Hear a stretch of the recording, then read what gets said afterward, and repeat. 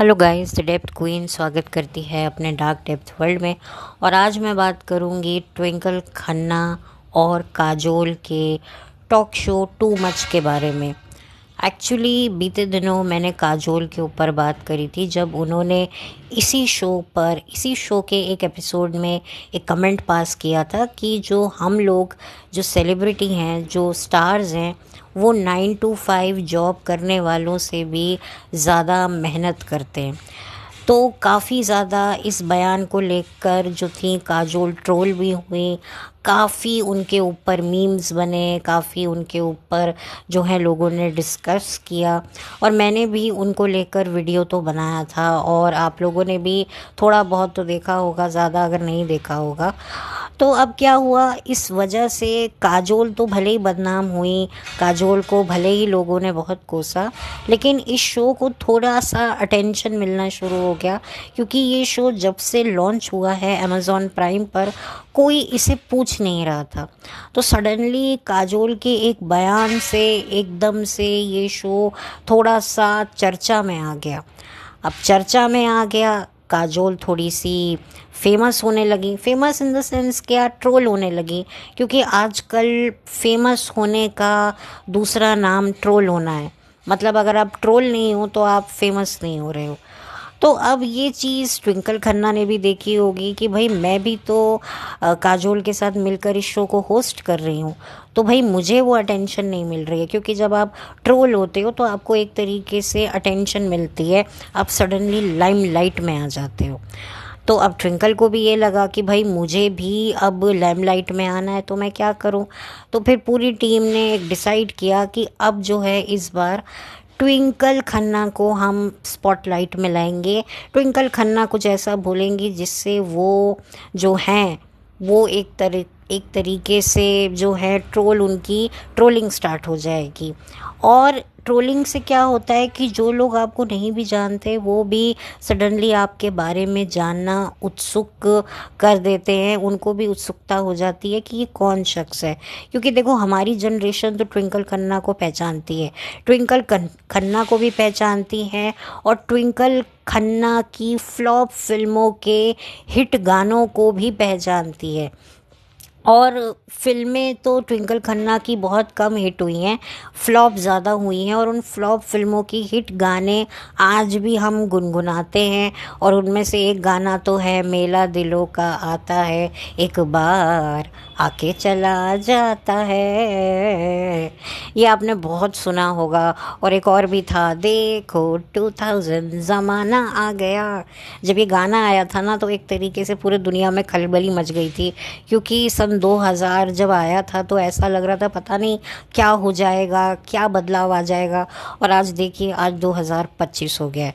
खैर, अब मैं उस नॉस्टैल्जिया मोड पे नहीं जाऊंगी, मैं वापस आऊंगी और ट्विंकल खन्ना के बारे में बात करूंगी। तो ट्विंकल खन्ना को उनके फिल्मों की वजह से, उनके गानों की वजह से, या कह लो कि भाई वो एक नेपो किड हैं उसकी वजह से, या वो एक स्टार वाइफ हैं उसकी वजह से, या वो एक बिजनेस वूमन है उसकी वजह से ही जानते हैं हम लोग, हमारी जनरेशन के। लेकिन जो आज की जनरेशन के जो लोग हैं, जो बच्चे हैं, जो यंगस्टर हैं, वो ट्विंकल खन्ना को नहीं पहचानते।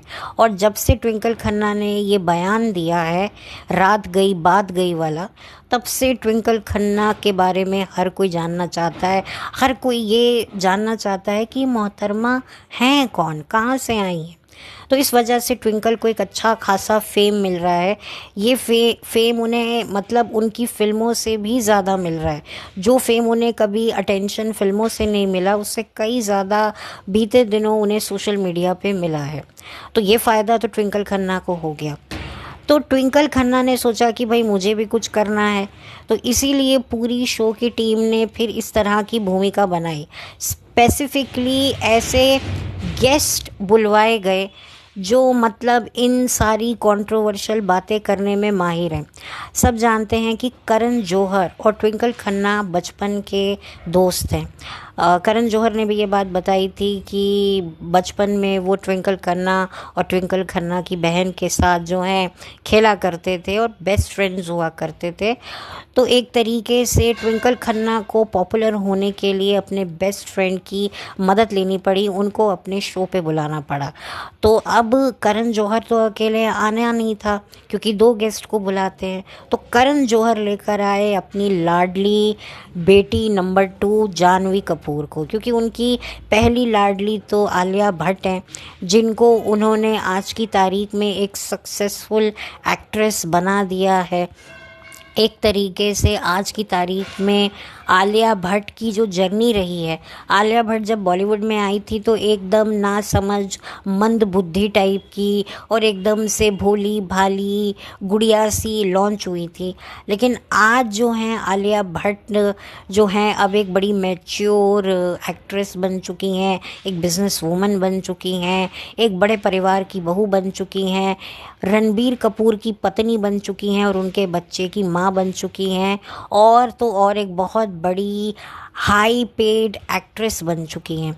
तो ये तो अब जिम्मेदारी करण जौहर की आलिया की तरफ से पूरी हुई, और यही वजह है कि आलिया भी जब इस शो पे आई थी वरुण धवन के साथ, तो उसके एपिसोड को कोई खासा वो फुटेज नहीं मिला, क्योंकि कोई ऐसी बयानबाजी आई डोंट नो, शायद हो सकता है इस एपिसोड में काजोल ने बोला हो 9 to 5 जॉब के बारे में, लेकिन आलिया को कोई ट्रोल नहीं किया गया, ना ही वरुण को कोई ट्रोल किया गया।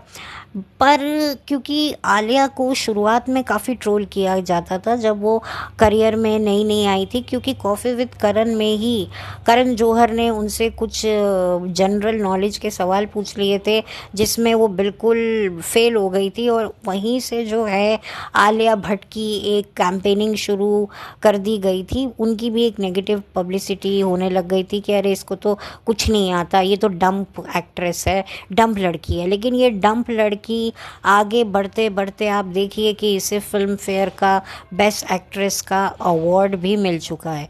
तो ये डंप से जो ये एक बिजनेस वूमन का जो सफ़र आलिया भट्ट ने जो तय किया है, इसमें काफ़ी बड़ा हाथ इनकी पीआर टीम का है कि किस तरीके से इनको डंप से मैच्योर बनाती है इनकी पीआर टीम। पहले क्या होता था, हमें ये बातें समझ नहीं आती थी क्योंकि हम इनसे ज़्यादा डंप थे, लेकिन आज हमें समझ में आ गई है, और यही वजह है कि कुछ लोग, चंद लोग ही इस सारी पूरी गेम को समझ गए हैं कि ये जो भी हो रहा है ना, ये एक प्लान के हिसाब से ये सब कुछ सेट किया गया है, क्योंकि शो को कोई भाव मिल नहीं रहा था। अब क्या है, लोग जाकर ये एपिसोड देखेंगे तो एक तरीके से जिनके पास अमेज़ॉन प्राइम का सब्सक्रिप्शन नहीं होगा वो भी जाकर देखेंगे, वो भी सब्सक्राइब करके देखेंगे कि भाई ट्विंकल खन्ना ने ऐसा बोला क्या है। अच्छा, तो इससे ट्विंकल खन्ना को तो फ़ायदा हो गया। अब मैं बात करूँगी जानवी कपूर की। तो करण जौहर ऐसे बिना किसी उसके तो कुछ करते नहीं हैं, वो अपनी बेस्ट फ्रेंड के शो पर आए हैं, तो अपनी लाडली नंबर 2 जानवी कपूर का भी उन्हें करियर चमकाना है, और यही वजह है कि करण जौहर जी जान से कोशिश कर रहे हैं जानवी के करियर को चमकाने के लिए। अब क्या हुआ कि बड़ी बेटी आलिया को उन्होंने डंप बता बता कर जो है उसकी हाइप क्रिएट की, लेकिन अब जो है जानवी के साथ ये थोड़ी दूसरी स्ट्रैटेजी इन्होंने अपनाई है। अब ये जानवी को मैच्योर लड़की के तौर पर पब्लिक के सामने लेकर आ रहे हैं, क्योंकि जानवी की फिल्में चल नहीं रही हैं। आप देखिए कि जानवी हर 2-3 महीने बाद जानवी की कोई ना कोई पिक्चर आ जाती है, भले ही वो फ्लॉप हो जाए, लेकिन फ्लॉप हो रही है पर जानवी काम कर रही है। इससे क्या हो रहा है, जानवी के माथे पर कोई फ्लॉप एक्ट्रेस का टैग नहीं लग रहा है, बल्कि लोगों को ये लग रहा है कि देखो जानवी कितनी मेहनत कर रही है, देखो इसकी हर फिल्म में एक्टिंग इम्प्रूव हो रही है। भले ही फिल्म रद्दड़ हो, भले ही फिल्म में कुछ नहीं हो, लेकिन ये जानवी है तो जानवी देखो कितनी मेहनत कर रही है, क्योंकि अब लोगों को ये लगने लगा है कि नहीं यार, ये बंदी मेहनत तो कर रही है, देखो इसकी हर 3 महीने में एक फिल्म आ जाती है। तो ये बड़े ही तरीके से मैनिपुलेट कर रहे हैं। क्या है ना, धीरे धीरे अब ऑडियंस भी बदल रही है, लोगों को भी लगता है यार हम बेकार में किसी को ट्रोल कर रहे हैं, बेचारा काम तो कर रहा है, अब वो इतनी भी बुरी नहीं है। क्योंकि क्या होता है ना, अब थोपने के तरीके भी बड़े बदल गए हैं। अब आप देखिए, जानवी की कोई पिक्चर आती है तो आप देखेंगे जानवी अपनी माँ की साड़ी पहनाएगी, जानवी बिल्कुल अपनी माँ की तरह अपनी फ़ोन पे माँ का वॉलपेपर, ये सब पीआर वगैरह कैप्चर करने लग जाती है, दिखाने लग जाती है, लोगों के दिलों में सिंपैथी क्रिएट करने लग जाती हैं कि देखिए बिन माँ की बच्ची देखो अपना करियर बनाने के लिए कितनी स्ट्रगल कर रही है, बेचारी देखो अंदर से कितनी अकेली है, आज इसकी माँ जिंदा होती तो इसको कितना सपोर्ट कर रही होती। आप देखिए ना कि जब जानवी की जब पहली ही फिल्म रिलीज़ होती है, उससे पहले ही श्रीदेवी जी चली जाती हैं, तो उस वक्त तो काफ़ी हमें बुरा लगा था कि देखो एक कामयाब एक्ट्रेस की बेटी लॉन्च होने जा रही है और वही एक्ट्रेस इस दुनिया में नहीं है, वो अपनी बेटी को लॉन्च होते हुए नहीं देख सकी, तो एक इमोशनल आ जाता है। तो इस वजह से भी जानवी का जो लॉन्च ही था वो बड़े इमोशनल तरीके से हुआ और आज भी उस स्ट्रैटेजी को यूज़ किया जा रहा है। और क्या होता है ना, जैसे होम्योपैथिक मेडिसिन्स होती हैं, उसका असर ना बड़े धीरे धीरे आपकी बॉडी पर लगता है, तो ऐसे ही ये जो पीआर मैकेनिज़्म है ना, ये भी धीरे धीरे वर्क करता है, धीरे धीरे आपके दिमाग को मैनिपुलेट किया जाता है। और ये मैनिपुलेशन ही है कि अब जो है कहीं ना कहीं जानवी के लिए एक सिंपैथी भी है। और जब से ये जो जानवी ने जो ये बयानबाजी दी है कि नहीं नहीं, चाहे इमोशनल चीटिंग हो चाहे फिजिकल चीटिंग हो, चीटिंग दोनों ही गलत है, इससे लोगों ने उसको मैच्योर लड़की का टाइटल देना शुरू कर दिया। लोगों को लगेगा कि यार ये बंदी जिसके साथ भी रिलेशनशिप में जाएगी अपना 900% देगी।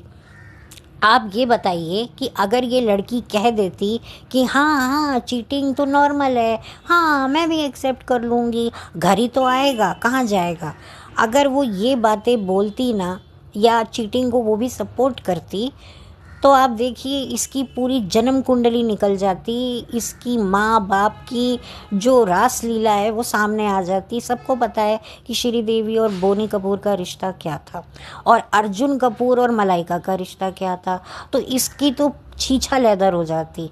जो इसका करियर है ना, जो इतना सा भी चल रहा है वो भी ख़त्म हो जाता।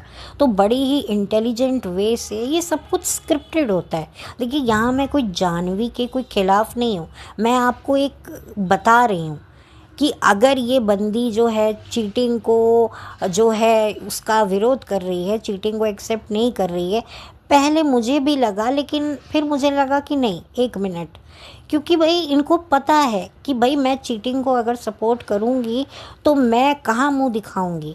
अब क्या हुआ, लोगों को लग रहा है यार ये बंदी कितनी लॉयल है, ये तो जिससे भी शादी करेगी उसको तो मतलब ना गलत चीज़ करेगी ना गलत चीज़ बर्दाश्त करेगी। तो आप देखिए ना, लोग अभी भी इसको लेकर, अभी से ही इसको लेकर काफ़ी पॉजिटिव हो गए। अब इसकी कोई फिल्म आने दो, अब देखो कहीं ना कहीं लोगों को लगेगा नहीं यार ये बंदी तो मैच्योर है।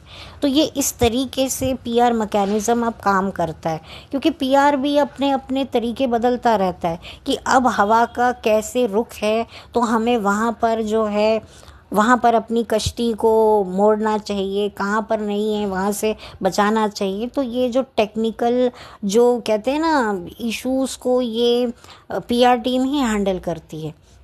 अब मैं बात कर लूँ ट्विंकल खन्ना की। ट्विंकल खन्ना चीटिंग को सपोर्ट कर रही हैं कि भाई फिज़िकल चीटिंग का इतना कोई इनको प्रॉब्लम मसला नहीं है। अच्छा, एक तरफ इनके जो पति देव हैं, इनके जो शौहर जान हैं, हबी डियर हैं, वो ये कहते हैं कि भाई शरीर एक मंदिर होता है, उसका ध्यान रखो, उसको कसरत करवाओ, सुबह 4 बजे उठो, रात के 8:30 बजे सो जाओ, 7 बजे खाना खा लो। तो इस तरह का ज्ञान देते हैं, लेकिन वो ये नहीं देखते कि भाई शरीर को जितना आप फिज़िकली एक्सरसाइज करके फिट रखना ज़रूरी है, साथ ही साथ में अपने अंतर मन की शुद्धि भी तो बड़ी ज़रूरी है। आपका शरीर कोई फ्लश नहीं है कि आप जैसे बाथरूम नहीं है, जैसे बाथरूम है हर कोई इसको इस्तेमाल कर सकता है। आपका शरीर कोई पब्लिक टॉयलेट नहीं है कि अब आज रात आप किसी और के साथ हैं, फिर परसों किसी और के साथ होंगे। आप समझ रहे हैं मैं क्या कह रही हूँ? कि मतलब आप क्या है? आपका शरीर कोई झूठी थाली है कि झूठी थाली को पास करना? मतलब क्या? बाहर से अपने शरीर को फिट रखना और अपने अंदर की सात्विकता को भी तो बरकरार रखना ज़रूरी है। तो यहाँ पर कोई लेक्चर नहीं देता है। अक्सर लोग फिज़िकल फिटनेस की बात करते हैं। एक अपने पार्टनर से लॉयल रहना भी एक, कहते हैं ना, एक इमोशनल तप है। देखिए, तप करने के लिए ना लोग हिमालय पर्वत पे जाते हैं, पता नहीं कहाँ कहाँ जाते हैं, विपस्सना जाते हैं, यहाँ जाते हैं। मैं आपको बताऊँ, सारी तपस्या संसार में रहकर है, सारी तपस्या। अगर आपको, कहते हैं ना, कुछ लोग जो हैं फास्टिंग करते हैं, मतलब खाते नहीं हैं, 4-4 दिन तक भूखे रहते हैं, वो उपवास रखते हैं। नहीं, सबसे बड़ी तपस्या क्या है? आप एक ऐसे डाइनिंग टेबल पे बैठिए जहाँ पर ढेर सारा खाना लगा हुआ है और सब आपकी मनपसंद का है, सबका सब जंक फूड है, और वहाँ पर अपने मुंह को जो है कंट्रोल करना कि मुझे इतना खाना है और इतने लिमिट में खाना है। ये है असली तपस्या, ये है असली उपवास। लोग क्या करते हैं, जान जान के उपवास रखेंगे, अपने आप को एकदम आइसोलेट कर लेंगे। ये नहीं होता है। संसार में रहकर बुरी चीज़ों से अपने आप को अलग रखना, अपने आप को दूर रखना, ये भी एक बहुत बड़ा तप है। यहाँ पर आपको जंगल में भगवान नहीं मिलेंगे, जंगल में तपस्या आपको करने को नहीं है। आपको संसार में रहकर, जितने भी ज्ञानी होते हैं ना, वो यही कहते हैं, कृष्ण भगवान सब यही कहते हैं कि संसार में रहकर आप अपने ऊपर नियंत्रण रखना, ये सबसे बड़ा तप है। मैं जानती हूँ ये कहना बहुत आसान है, करना बहुत मुश्किल है। वैसे हम लोग जी, हमने 16 सोमवार के व्रत रखे, हम करवा चौथ के फास्ट रखते हैं, ठीक है, जो रखते हैं ठीक है, मैं उनको गलत नहीं कह रही हूँ। लेकिन असली जो तपस्या करनी है ना, वो ऐसे है। आप बैठ जाओ ऐसे भरे पूरे डाइनिंग टेबल पे, खाना लगा हुआ है। कई बेचारे ऐसे लोग होते हैं जिनको इतनी क्रॉनिक डिजीज़ होती है, वो बेचारे नपा-तुला खाते हैं, उनके सामने लोग खा रहे होते हैं, वो फिर भी कहते हैं नहीं नहीं आप खाओ, मैं नहीं खा सकता, मैंने ज़रा सा भी कुछ लिया तो मेरी तबीयत बिगड़ेगी। ये होती है असली तपस्या, ये होता है असली तप। और जो हमारा अंतर, जो हमारी सात्विकता का जो तप है, उसका क्या, उसके बारे में कोई बात नहीं करता। तो ये भी एक बहुत ज़रूरी है। फिज़िकल स्ट्रेंथ, मेंटल स्ट्रेंथ, ये तभी आ सकती है जब आप अंदर से बहुत प्योर होंगे। आप अगर अगर आप मैरिड हैं तो सिर्फ अपनी वाइफ या हस्बैंड के अलावा, कहते हैं ना, तन से मन से चीट नहीं करना, ये बहुत बड़ी तपस्या है। हमारे यहाँ पर ये कहा जाता है ना, जो ज़िंदगी भर एक मर्द या एक औरत के साथ वफादारी निभाता है वो भी ब्रह्मचारी ही कहलाता है। तो ये भी एक ब्रह्मचारी व्रत है। अगर आप मैरिड नहीं हो, और जो लोग मैरिड नहीं होते उनके तो तप ही बड़े निराले होते हैं। तो यहाँ पर आप मैरिड हैं तो अपनी वाइफ, अपने हस्बैंड, भले ही वो बूढ़े हो गए, भले ही वो अच्छे नहीं दिखते हैं, मोटे हो गए हैं, बीमार हो गए हैं, बिस्तर पर पड़ गए हैं, उसके बावजूद भी किसी और पर पुरुष या पर स्त्री के साथ किसी भी तरह का संबंध ना बनाना, ये एक बहुत बड़ा व्रत होता है। पर इसके बारे में कोई बात नहीं करता। और यहाँ पर ट्विंकल खन्ना ने बता दिया है इनडायरेक्टली और डायरेक्टली कि जो बॉलीवुड वाइफ्स होती हैं, इनकी लाइफ क्या होती है, इनकी जो लॉन्ग लास्टिंग मैरिज का एक्चुअल में राज क्या होता है। क्योंकि इन्होंने अपनी साइकोलॉजी को किस तरीके से समझाया हुआ होता है, ये ट्विंकल खन्ना ने बता दिया है। तो एक तरीके से ट्विंकल खन्ना ने जो है बॉलीवुड की जो वाइफ्स हैं, उनकी निजी स्ट्रगल को इन्होंने एक्सपोज कर दिया। क्यों? क्योंकि शो को चलाना था। ये एक तरीके से, कहते हैं ना कि कुछ कुर्बानी देकर ही आपको फ़ायदा होता है। एक हाथ दो, एक हाथ लो। यानी कि अपनी शख्सियत की कुर्बानी देकर, अपनी खुद की कुर्बानी देकर जो है शो को हिट करवाओ।